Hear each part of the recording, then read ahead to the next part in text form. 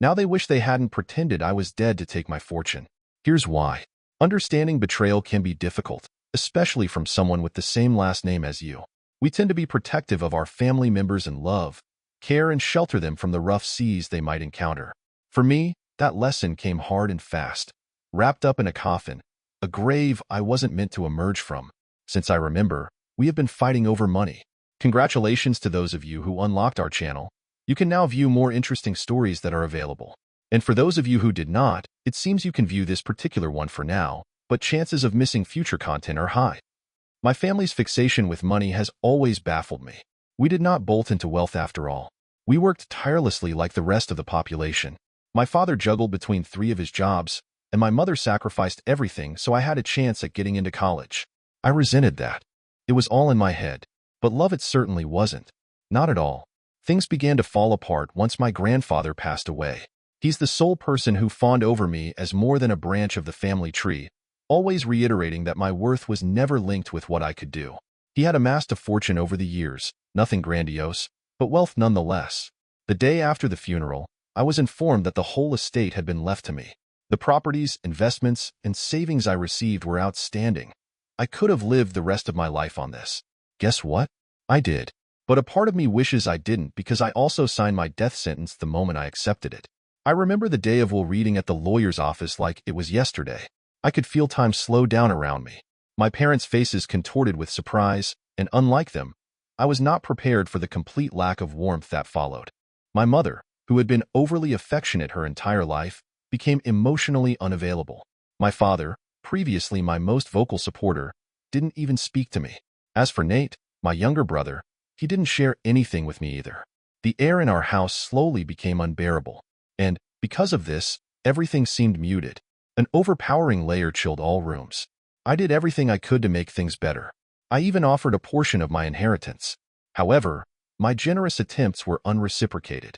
It was as if my offer was never presented in the first place. My warmth was transformed into empty politeness. Then came my accident. This was all triggered by a rainy night. After spending the day with an old friend, I was on the road home. Without warning, my vehicle started spinning out of control. Glass shattered and everything came crashing down. I lost all sense of where I was. The next moment I had woken up in a hospital bed. Although my body was filled with bruises, aches, and broken pieces, piece by piece I was coming back to life. I was thankfully alive, but just barely. I was informed that my recovery was going to be a long and painful road. Weeks passed, and even though I was drained from the accident, I was gradually starting to regain my strength. During my recovery, I noticed something extremely peculiar. I had no family traveling to see me. No phone calls, no messages. I received pure silence. At first, I assumed they had no knowledge of the events that transpired. Perhaps no one had made them aware of the crash. But then I heard the nurses whispering. For example, one time while I played I was asleep, I heard 2 of them speak about my funeral. My funeral. I had an unexplainable feeling. I could say my heart skipped a bit, and a strange coldness crept through my body. What were they talking about? The next day I managed to get out of bed and confront one of the nurses and find out what she meant. She looked at me with her eyes wide open and a look of horror on her face.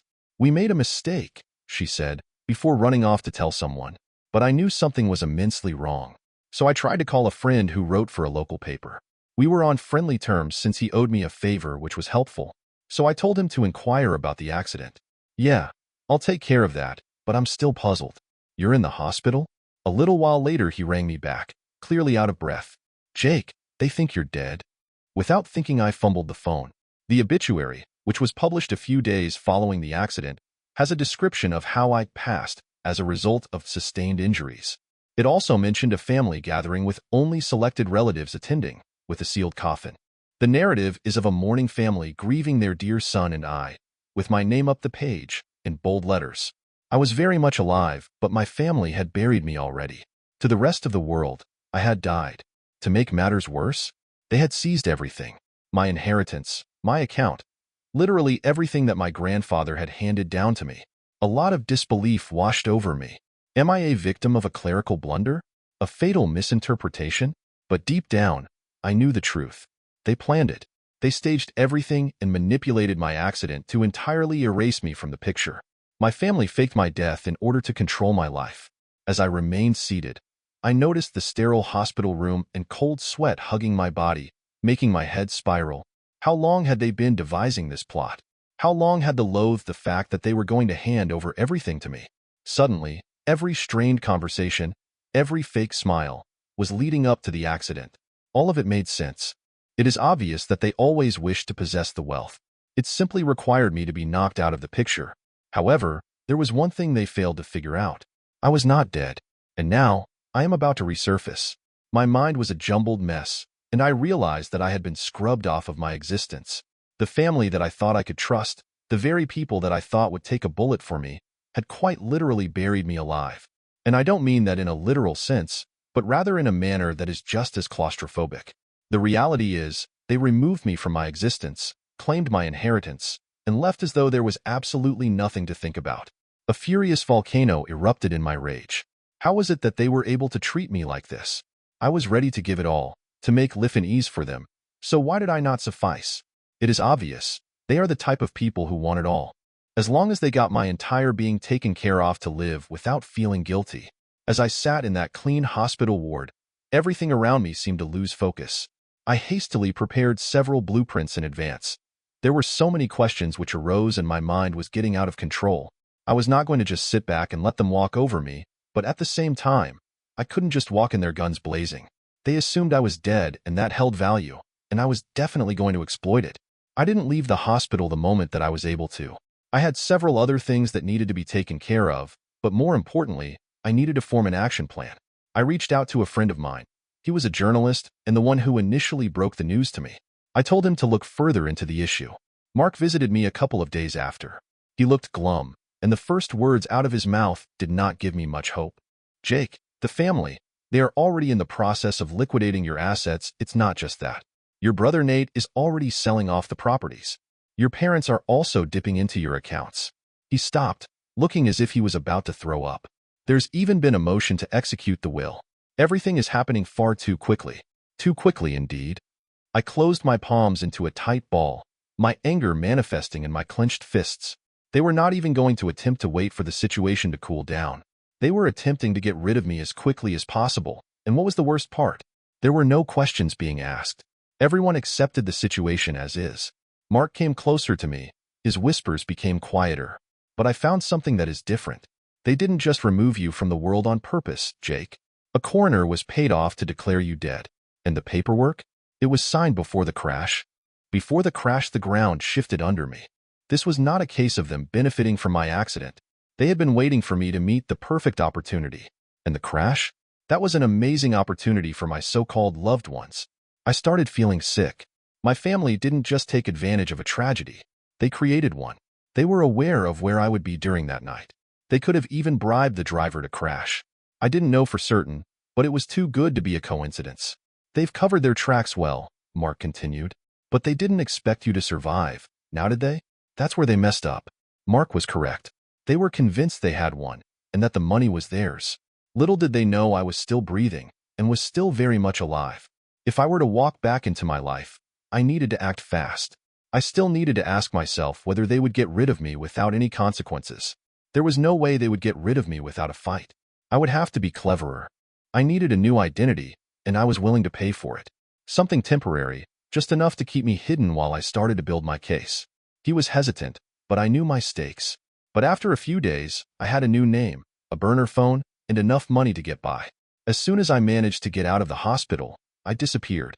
I severed all connections, relocated to a tiny apartment under a different name, and observed as my life was dismantled in front of my eyes. I monitored every single sale and move that my family did. My brother Nate was the one orchestrating everything. He was liquidating my assets, which he did with astonishing alacrity, all while stuffing his pockets and pretending that he won the lottery. While my parents did exhibit subtlety, they also fueled the charade by spending money on new cars, vacations, and expensive renovations on their house. They were not in mourning. They were in rejoice. I kept my distance because the betrayal hurt with every passing day. I was not prepared to face them because, for the moment, I needed more proof. So that's exactly what I did. Weeks went by and I grew stronger both physically and mentally. I spent my days lurking in the corners, examining the extent of my family's deception and patiently waiting for the moment I could confront them. I did not simply want to reveal their fraud. I wanted to obliterate the illusion of their supposedly perfect lives. Then the fateful day came when I could no longer wait out. I found out he is the same guy I was looking for all along. So I decided to stalk him while keeping my emotions in check. Yes, we all know how it feels to be on the edge. Once Nate had taken his leave from the coffee place and jumped into his car, so did I. Luckily, my car was parked just down the road, which allowed for an easy makeshift plan. He was driving towards my parents' place, and I could feel my heart race. After some close observation, I was finally parked out of sight, on the opposite side of the street, while still being able to view all the cars parked in the driveway, including his girlfriend's. But as I attempted to calm myself down, I slowly realized the position I was actually in. I wasn't free. Rather, I was a prisoner to my parents' fortune. With the amount of rage building up, I could have easily punched the steering wheel in front of me, but that would have been counterproductive, right? I am still waiting for the perfect moment to strike. For now, I made a phone call to Mark. I have enough evidence, I said, trembling with rage. It's time. Are you sure? Mark asked with hesitation in his voice. Once you do this, there's no going back. I glanced at the house for one last time, looking at the people who had betrayed me laugh and drink without a care in the world. I'm sure. There was no way I would let them take one more thing from me. My money, my life, or my dignity, none of it. The air was buzzing, almost crackling as I stood in front of my parents' house. I was feeling anxious about what I was about to do. I could feel it deep within my chest. Keeping my takedown plan a secret for weeks had felt like a witsec was placed on me. I was watching and collecting evidence of everything. Well, it seems like the time is finally here to make my move. This was the house I had not stepped foot into after the accident, or rather attempted erasing. Each light flicking through the windows was a snapshot from the past. The memories were pouring in. I had spent my childhood here, shared Christmas days in the living rooms, laughed over at the dining table, and even cried in the kitchen. But how fake those memories seemed to be now. The family I thought I knew were rather a bunch of strangers with no family morals. To them, I was just a roadblock and bridge that served as a hindrance to achieve their greed. He was right. There was no turning back after today, Mark. I sneaked up to the house, my heart racing like a core horse. I was not ready to show myself yet. So, I made my way to the backyard, which I was sure had no windows to the side. It was years since they had bothered to fix the latch to the kitchen window, so when I ever had the chance to sneak in, it worked well for me now. While I crouched down and peeked into the window, I could spot my parents from afar with Nate and some other people I did not know. They were seated around the table having dinner, drinking wine, mumbling something which I couldn't hear. I had to see if what they were saying was important, but I really did not need to. The way they smiled and carried on was sickening to see. These were the people eligible to attend my funeral, the grandfather of the person they thought was me. The same people who saw a box with me being buried underneath and understood I was not inside there. I clenched my jaw to calm me down, but the only thing I was getting was concern. If I charged in screaming like a crazed lunatic, I could get some satisfaction, but that's not what I was hoping for. I wanted her to be completely shattered. I crouched under the window and heard them talking. It was easy to know when the conversation was starting because I heard different voices. The first voice I heard was my dad's, deep as always. The lawyers have finally cleared the estate, he said, an amused smile appearing on his face. It's all ours now. About damn time, Nate responded, while drinking. To Jake, may he rest in peace, forever. At that moment of the conversation, it seemed as though they were laughing at a joke and I was the one being laughed at. I was furious, but I did not let my presence be known because I had to listen in. I needed to know just how deep their betrayal went. We're lucky everything worked out so cleanly, my mother said, her voice dripping with relief. If he hadn't died in that accident, Nate laughed in his chair. If he died in that accident? You mean when we made sure he'll die, he said while leaning back to enjoy his drink. My heart just dropped. There it was. The confirmation, or reassurance in this case, that I had been afraid to find. I felt my stomach churn as everything fell into place. So they did not just impersonate me after death. They were part of the incident too. The impact that almost killed me. It was not an accident. They planned it. My relatives wanted to kill me.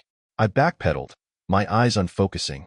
I had my suspicions, but to hear someone say it with such nonchalance, as if it was just paperwork, it dismantled whatever illusions I had left of my past life. To them, I was just an obstacle to the wealth they craved more than anything else. I took a few steadying breaths. This was beyond just saving my inheritance. I wanted revenge. They robbed me of all I had. My wealth, my identity, my respect. Now it was time to return the favor. I left the window and started back towards the street. I was shielded by darkness, but I was formulating my scheme. Mark assisted me in exposing their evidence of fraud and mismanaged funds. But now I had something more powerful. I had to alert the authorities. But there was no rush. First, I wanted them to be aware. They should have been able to see my face when everything fell apart. The next day I woke up early, ready to go crazy. The night before I had Mark take care of the last thing I needed, which was to spill the details I had hopefully captured. He had assured me that he would reach the people who matter. By the evening, he had called in a few favors and with some luck, ended up speaking with a detective who was more than willing to look into a family that had faked a death certificate. But that wasn't the end. I did not want to let them get away with that surreal world. It was not all right for me to be at ease with that. I wanted to put all the pieces together that they had and are still getting away with. I prepared for the next 2 days. I had gathered all the needed documents, Trump death certificates, along with family emails and even forged bank statements. I had all what I needed to get them exposed. But instead of sending it to the authorities, I decided to hand them myself. But something told me profoundly this was the right direction. So on the third day, I found myself strolling towards the house my parents lived within, quite nervous to answer their doorbell. The pain my father caused me was horrible, but the moment my mother saw me, it was all worth it. My mom's expression changed entirely. Her mouth opened and closed like a fish, and her body started turning white from shock. "Jake," she muttered under her breath. "It can't possibly be." "Oh, it's me, all right," I replied. I read my own obituary. I pulled out some papers from my bag and tossed them on the table. But I'm not dead, and I know everything. I could see the realization and fear dawning upon my father and Nate as I stepped in. At first I was met with disbelief. Then Nate and my father came rushing down the hallway and went completely blank. "But why are you here?" stammered my father after a long pause. "We thought you were alongside me." With horrified expressions, they stared at the documents in front of them. "Why am I the subject of your lies?" I asked while they gaped in horror. Shaking his head, Nate moved ahead, trying to cover for himself with his normal swagger. "Look, Jake, this is a misunderstanding. We thought—" "Don't even try it," I snapped, ice in my voice.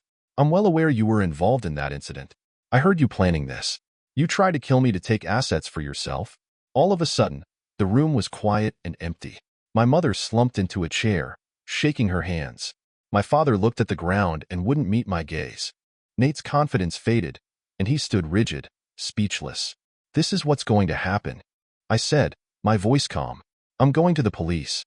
I saw everything that happened, every crime you guys committed, and I will make sure you all rot in prison." "Hello, Jake, please," my mother said in a pleading tone. She looked pretty worried. She tried to grab my hand, but I yanked away. "We can explain. We didn't mean..." "Didn't mean what? To murder me? To take everything that was dear to me? Everything that meant something?" I chuckled dryly. "You didn't only take my money, and now I'm going to ensure you pay dearly for your actions." My father spoke for the first time, his voice shaky. "Jake, son, we were desperate. We thought it was the only way." "The only way to get what?" I said. "The only way to get rich? The only way to make sure that you didn't have to share?" Pathetic. They begged. They pleaded. But my ears chose to ignore. I strolled out of that house, letting them drown in their panic and feelings of guilt. Mark was already waiting for me, the detective beside him, at the end of the driveway. "They are inside," I said, my voice dry. "It's over." I waited by the curb as the weight of everything pressed down on me like a boulder. My family, the people I had loved and trusted, were sitting inside that house, their entire world crumbling around them. Betrayal and pain does not go anywhere.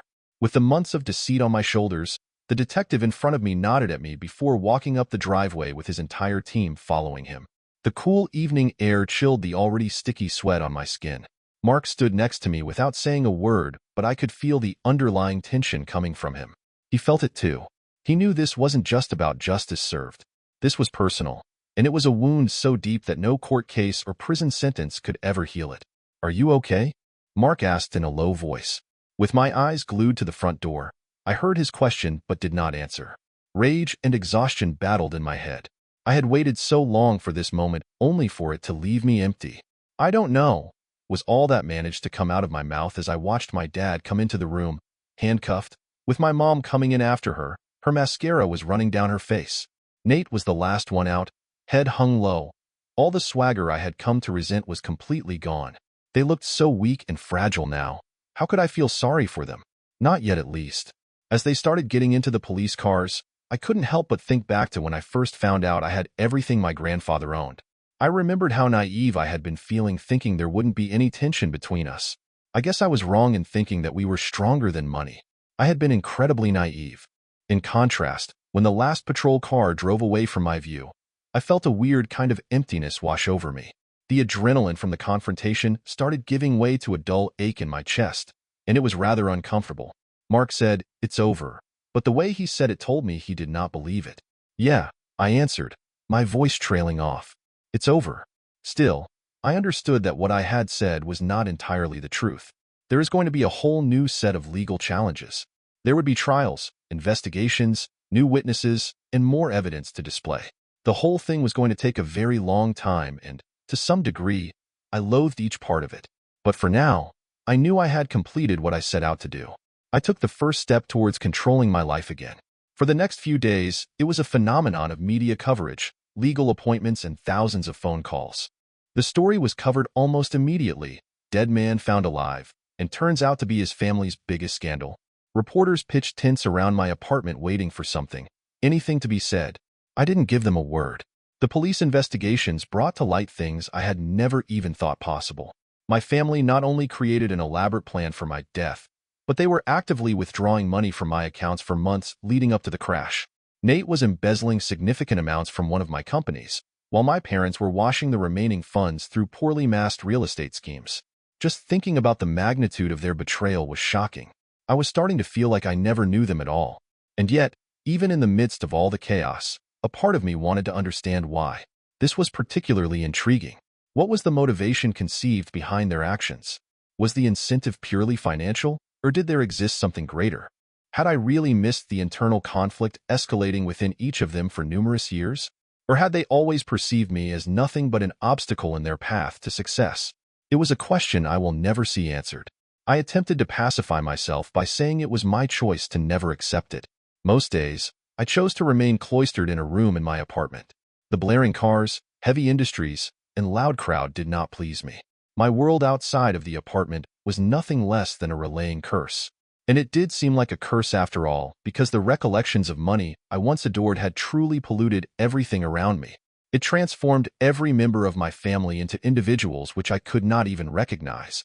People who were ready to sell their morals in exchange for a simple portion of respect that was never owed to them. A few weeks after the arrests, a letter arrived to my mailbox sent by my mother. Upon receiving it, my heart sank looking at the envelope with faint writing of ink which reminded me of the woman I regarded to be a hero. I was nervous to open it. I didn't want to see the excuses or the lies she had concocted. But part of me still desperately wanted to believe in the family that once existed, so I gave in. The letter had only a few paragraphs and was rather short. "Jake, I know you despise us, and I know you will probably never forgive what we have done. But it's important that you know this. We were looking for a way out. Nate, your father, and I, well, we never intended for it to reach this level. We planned to fix what needed fixing once we had the money in our possession. We thought it would be possible. I am sorry.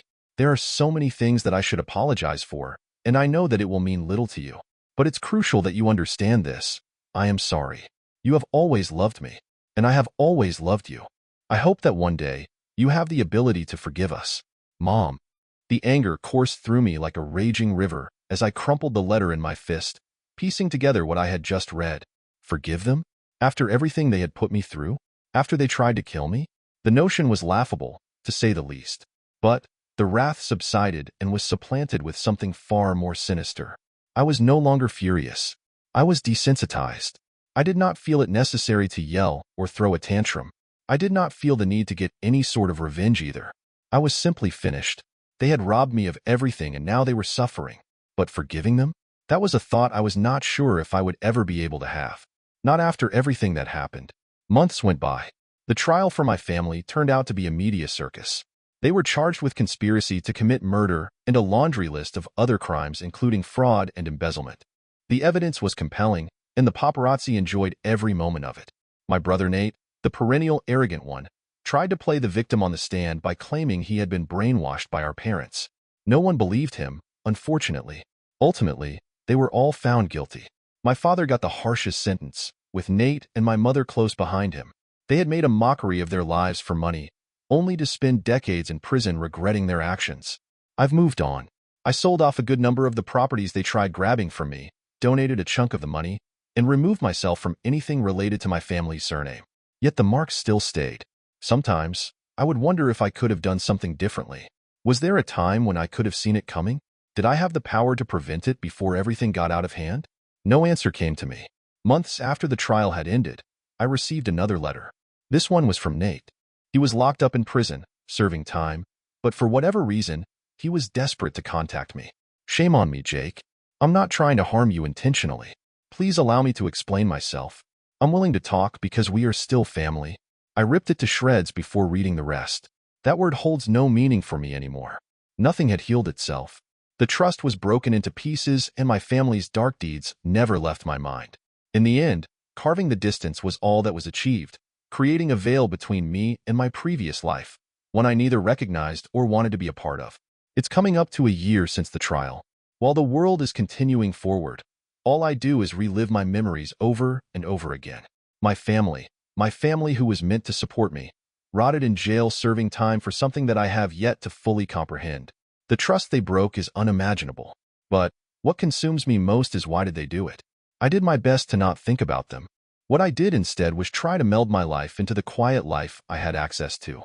The monetary resources were still plentiful and untouched. However, there were accounts that had no moderated access. But that wasn't what consumed me. It was the feeling where family should have been. Blood thicker than water. The phrase I have heard my whole life. But now, it seems the blood that brought us together has tainted everything instead. I waited months to receive a call, and one night I finally did.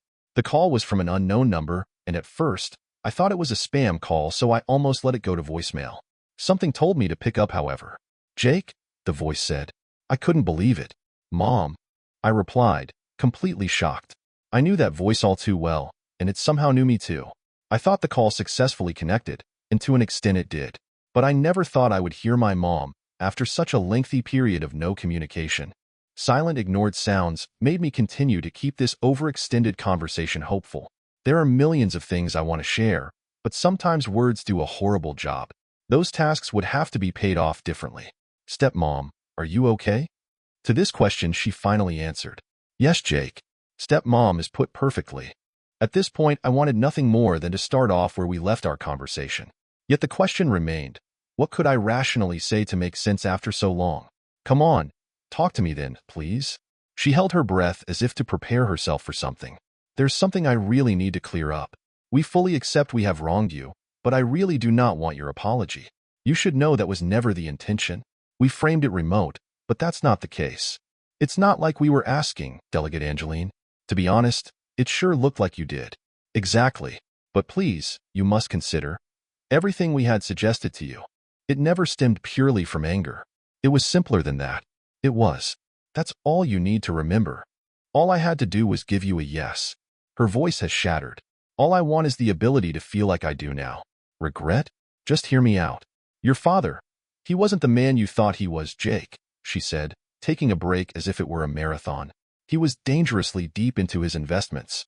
He was in so much debt that he was absolutely drowning, and we had no way of lifting him out.